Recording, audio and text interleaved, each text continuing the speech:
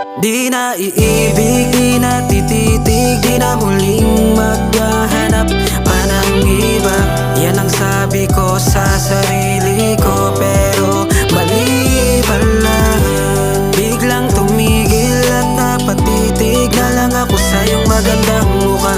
Nakita ko na ang hiwaga sa iyong mga mata, sapagkat ika'y nandito na sa harap ko. Sana'y di na mabigo ang puso kong ito.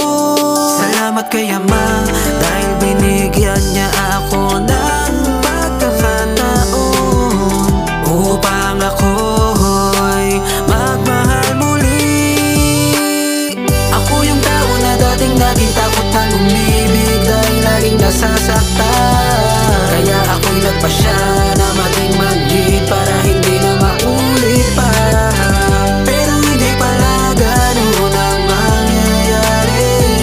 Ako'y nahulog sa kabaitan niya na naging dahilan upang ako'y umibig pang muli. Ako ay dating luwaan at palaging nasasaktan, bagkus laging nabibigo. Hindi ko man lang matikman ng tunay na pag-ibig na gustong-gustong makamtan. Pero ang lahat ng yun parang suntok na lang sa buwan. Kaya napag-isip-isip ko na lang na isarado na ang pintig ng puso para di na masaktan muli at masawi ang buong kong pagkatao. Upang sa ganon, para humilom na ang mga sugat ng nakaraan na natamo ko sa taong hindi man lang ako nagawang pahalagahan. Ngunit meron pa palang isang babae na nag-aabang na magiging kabiyak ng puso't isip damdamin kahit hindi ko tutiyak. Bahala na basta naramdaman ko sa'yo ay kakaiba, kakaiba. Kahit hindi na kita ikumpara sa kanila. Inaalay ko ang pagmamahal na ikaw ang mismong umaruga. Yung hindi pa tayong dalawa na naging dahilan upang ibigin. Salamat, ikaw ang naging dahilan upang ako'y umibig pang muli at makalaya upang makalimot sa aking pagiging sawi.